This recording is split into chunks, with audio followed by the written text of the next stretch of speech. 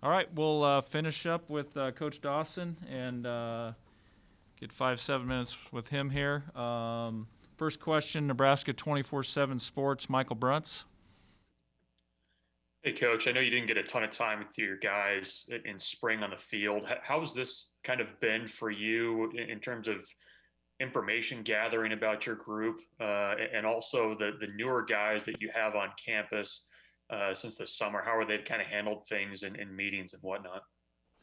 Yeah, this has been a challenge for everybody. I think on both ends, not on only on our side as coaches, but on their side as players that are trying to learn. And even though the system is the same, my language might be a little bit different, or my buzzwords might be a little bit different than the words they've heard in the past. So everyone's kind of learning a new language and getting a feel for each other. And it's a lot easier to do it when you're face to face with somebody, and they can kind of sense your body language. You kind of have that unspoken words that you kind of use, or how you crinkle your face or raise your eyebrows or things like that. Sometimes I think gets lost over the Zoom. So it's been challenging on that front for sure.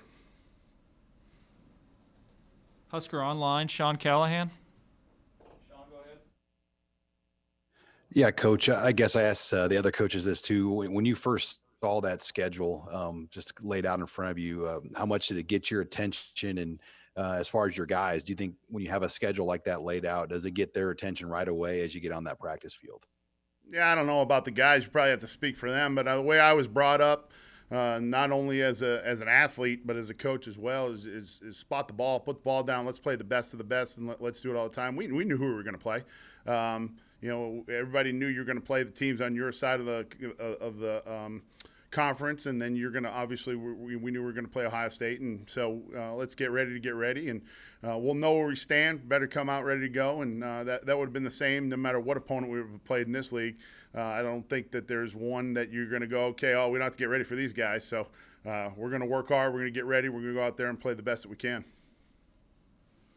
Lincoln Journal-Star, Steve Sipple. Go ahead, Sip. Coach Dawson, you weren't part of it. You weren't here, but Nebraska allowed 5.7 yards per carry to Big Ten teams in Big Ten play last year. How much is that on your mind? How much is it on the coaching staff's mind? Yeah, I think that that's something that if they had 2.5 yards a carry, you'd want to get better, right? You don't want to regress or stay the same. You're always going to want to get better, and I have a lot of passion for it, and that's something that's going to fall on our position. Coach Frost has said that from the beginning. When you play the front that we play, you have to be able to set edges, and we're going to have to do a good job of setting the edge on our side. And then, obviously, the guys in the middle are going to have to do a good job of knocking some offensive line back. And then the linebackers in the secondary that are in the fit are going to have to fit the run. So when teams are running the ball, generally speaking, it takes 11 guys to stop the run all the time. I mean, whether they're spreading you out and you have to go ahead and fit in the alley and things like that, or if they're packing the box in, where are you going to fit when they start using tight ends and wings and stuff like that? That you got to be sharp, you got to be on it, and that's a challenge in this league because you see everything from full house backfields to empty backfields with quarterback run and everything in between. So that's something that we have to focus on. We have to stop the run no matter who you're playing, and that's key to football success, probably from the first snap of football ever. So we got to do a good job with that. Do you have guys in your room that are particularly good edge setters? Is there anybody you'd identify who you have seen on film that's good at it, or you've seen recently that's good at it? Well, I mean, that's something that they're all going to have to be good at. It's not like you can go, okay, I'm going to put this guy in, hopefully they don't run it over there, or hopefully it's an inside run or something like that. So to be able to get on the field, that's my job. I got to make them good at setting the edge, and there's guys that have talent and guys that can do that. We have to go out and we have to be exact in what we're doing. We can't go, we almost had that one, or sometimes we got it and sometimes we didn't. It's got to be an every snap thing, and that's going to start in practice. Hopefully here we can get rolling and start getting the pads on and be able to do that, and it's going to start, and we're going to have to continue that from game one all the way through the end of the season. Thank you, Coach. Omaha World Herald, Evan Bland. Hey, Mike. I'm just curious, specific to outside linebackers, how difficult is it to develop and grow those guys as players when you go 10 months without being in pads? And then how important are the next few weeks in that regard, getting them up to speed? Yeah, I guess your question is the answer. I think it's very important. Not having a bowl game is huge in this day and age. You have to be able to get that accomplished so you can get the practice throughout December and start getting some of the guys that are kind of younger in your program growing up a little bit more.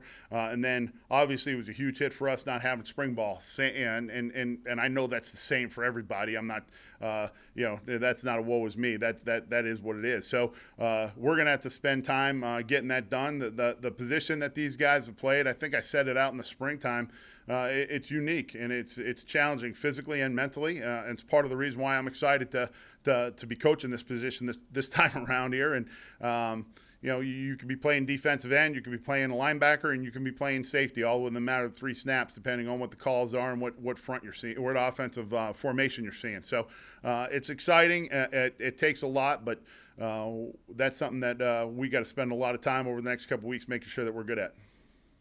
Nebraska 24/7 Sports, Brian Christopherson. Hey, Coach. We talked to JoJo Doman a little bit. When you looked at his tape back from last year and analyzed where he's at, what's kind of your message to him for him to take the next step as a senior now? Yeah, JoJo's a guy with a lot of talent. He can play like a defensive back, just what I just mentioned. He could be your guy that's a safety, almost nickel, but at the same time, he's very physically fit and strong. He's got a body type of almost an inside linebacker to be able to make that, and that's combination of that skill set with that strength is what makes him a guy that you don't feel bad about putting him to the field as an outside linebacker. Sometimes with outside linebackers that may be a little bit bigger, more towards the defensive end bodies, you all of a sudden have to walk them out on an open number 2 in space. And that's something that we have flexibility to do with him as that body type. My challenge with him, he's a guy that can flash and make great plays. And we have talked about this a bunch of times. Just we got to get to the point where he's kind of the bell cow for our group as our senior. That's going to be the guy we're going to expect production from all of the time. Can't miss snaps. Can't have a my bad. Can't have an almost. Got to do it all the time. And that's something as a senior, I think that that's a challenge that he's looking for. And he wants the bar set high and he wants to be pushed, which I'm really excited about being able to get out there and get after it with him. Thank you. Hale Varsity, Derek Peterson. Hey, Mike. What kinds of things do you need from those outside backer spots specifically to generate more of a pass rush or to help generate more of a pass rush than what Nebraska's had in the last few years? Yeah, I think that number one, when you're watching the pass rush, obviously you got to have good athletes that are coming off the edge that are explosive. You got to every level of football, the pass rush always starts with speed in my mind, and I don't think that anybody would be able to convince me otherwise. Also, we got to rush as a group. It's got to be a combined effort. The 4 guys rushing in a 4-man rush have to be working together. If you have one guy that hits a great move and the guy on the other side blows an assignment or lets the quarterback escape, that great move goes for nothing. You never see it. You never see any return on it. So we have to do a good job that way, and we got to be smart when we do bring more than 4 and make sure that we know exactly where we fit in the rush. But the pass rush is obviously something that we're putting a big emphasis on and something that we're going to work really hard at, make sure that we get better at and improve where we are compared to where we were last season. Okay, time for 2 more. Oh, sorry. You can Go ahead, Derek. No, go ahead. Ask the Marcus Gold question. You got a smile on my face. Yeah, Mark. I know he's a guy that you're proud of. He had kind of a breakout last year with the Giants. Can you take anything that he worked on in the offseason before the season and point to that and say, with your guys, hey, these are some things that you can work on to have a similar kind of explosion? Yeah, it's. As soon as you say Marcus's name, I get a smile on my face. It was awesome working with him last year, and something that was certainly working together with those guys was a lot of fun. Not only him, but O'Shane Zimenez and Lorenzo Carter. Those guys were great to be able to bounce ideas back and forth and kind of get working. And I was proud of the year that Marcus had. And he's a great guy that worked his tail off, and it's great for me now to be able to come back and show these young guys, hey, here's some film of what it's supposed to look like, and this is what we're trying to get done, and use those guys as some examples, and hopefully wish Marcus the best of luck this year and getting it going a little bit. All right, we'll finish up with 2 more. Mitch Sherman from The Athletic. Hey, Mike, are you still getting the chance to work with Javen Wright? I know that was the plan in spring before things got cut short to have him do some outside linebacker work. Yeah, the thing that's neat about Jamin, he's another guy that's he's a big, long guy that has defensive back skill set.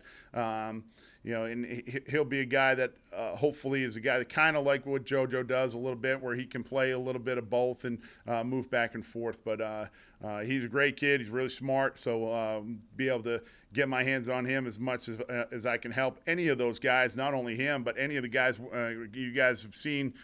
Coach Shins' defense, a lot of those guys coming off the edge or turning on and to become pass rushers in the blitz game. I mean, you're really becoming a contained rusher. So hopefully I can help with those guys, and any chance that I can get to help those guys become better pass rushers, I certainly am going to jump all over it.